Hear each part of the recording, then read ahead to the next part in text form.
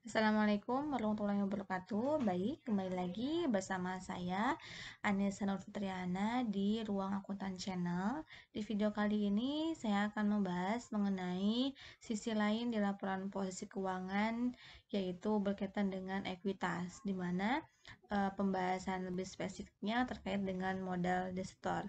Pada bagian ini ada beberapa pembahasan yang akan kita bagi. Yang pertama ada perseroan terbatas, di mana di dalam pembahasan ini ada terkait dengan strukturnya seperti apa, lalu karakteristik perseroan terbatas itu bagaimana, lalu proses pembentukannya seperti apa. Lalu yang kedua berkaitan dengan ekuitas dari perseroan terbatas tersebut, meliputi adanya modal depositor, lalu ada saldo laba, dan ada penghasilan komprehensif lain.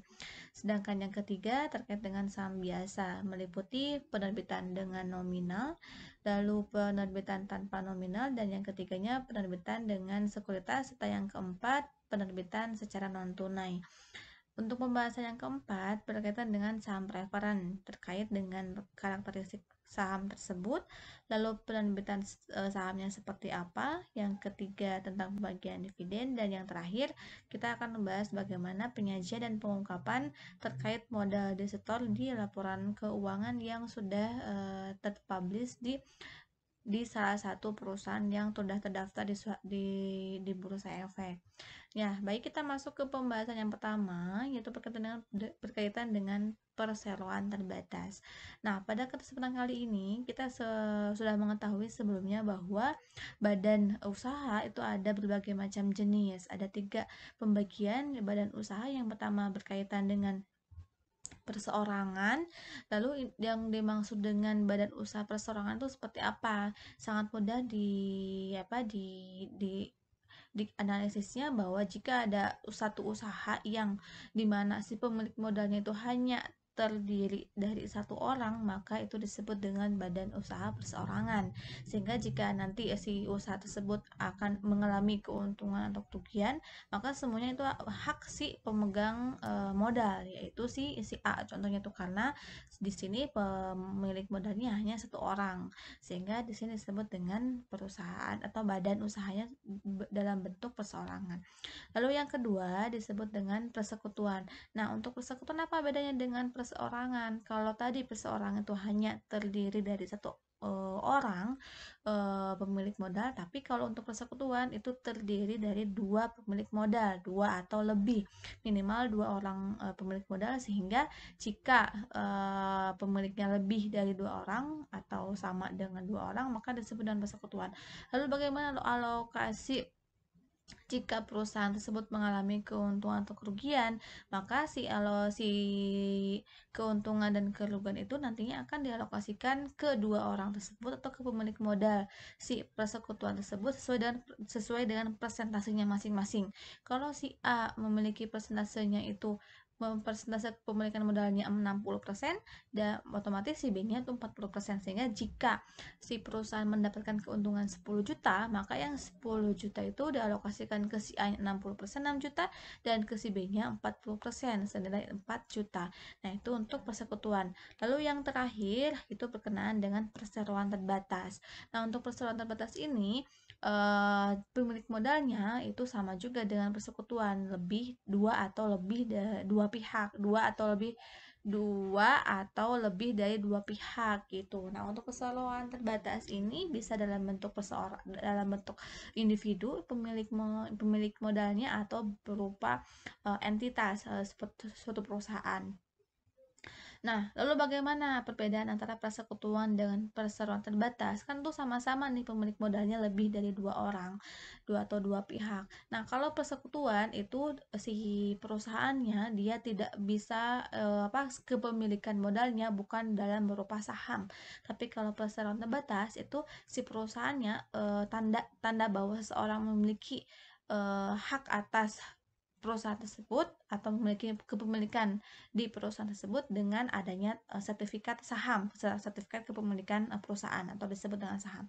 Sehingga perbedaan dua badan usaha ini kalau di persekutuan tidak ada saham, dan kalau di perseroan terbatas ada pengakuan saham, sehingga nantinya itu dividen itu akan diakuinya di perseroan terbatas, sedangkan untuk persekutuan tidak ada pengakuan dividen. Lalu bagaimana untuk pembagian labanya? Maka disebutnya dengan alokasi distribusi laba atau rugi, tidak ada pengakuan dividen.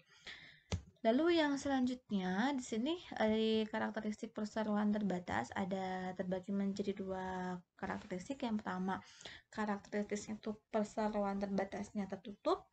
Lalu yang kedua, perseroan terbatasnya terbuka. Apa nih perbedaannya? Jadi semua badan usaha boleh mendirikan suatu perseroan terbatas, namun sifatnya ada yang terbuka dan ada yang tertutup. Kalau seperti yang terbuka itu biasanya perseroan terbatasnya sudah mendaftarkan diri di Bursa Efek, sehingga penerbitan sahamnya itu nanti boleh diajukan ke masyarakat luas, yang nanti si laporan keuangannya bisa diakses di Bursa Efek tersebut.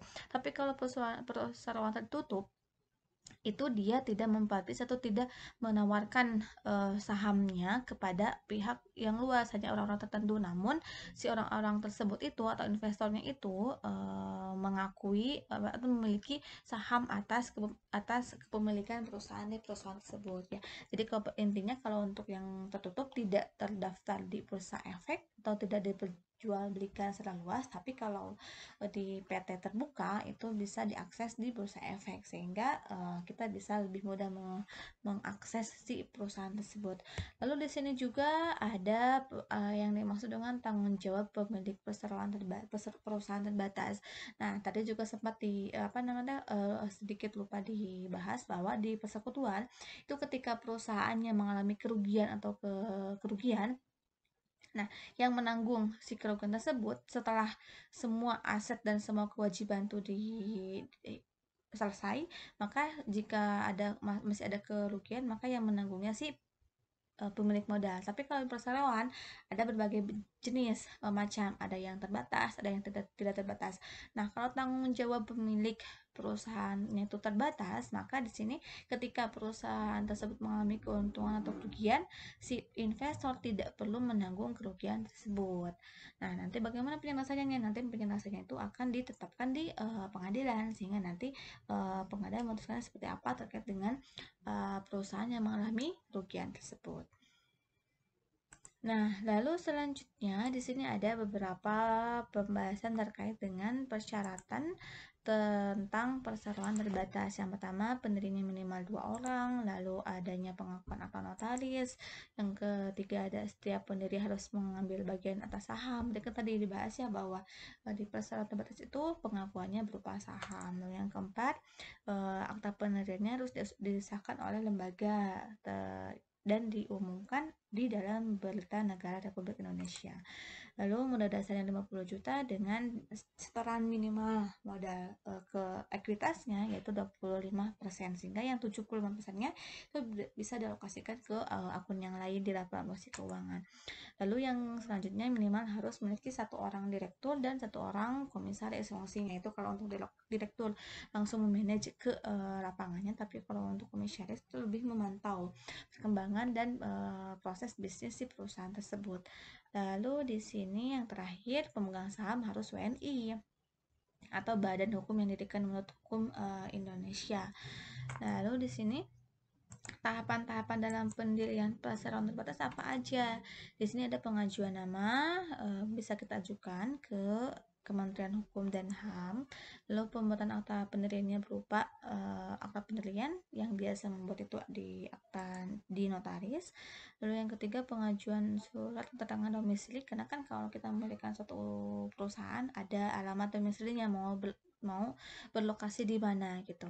Lalu di sini permohonan NPWP. Nah, untuk NPWP-nya sendiri, kalau kita sudah mendirikan suatu badan usaha, dia harus memiliki NPWP badan, tidak lagi NPWP pribadi.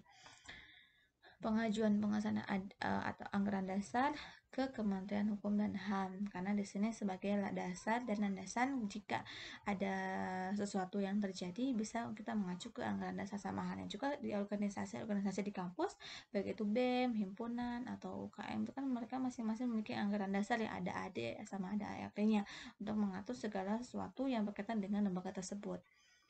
Lalu yang selanjutnya pengajuan tanda daftar perusahaan di Dinas Perindustrian supaya terdaftar bahwa kita itu merupakan salah satu lembaga badan usaha yang bergerak di bidang industri gitu. Yang terakhir, pengajuan pengumuman di Berita Negara Republik Indonesia.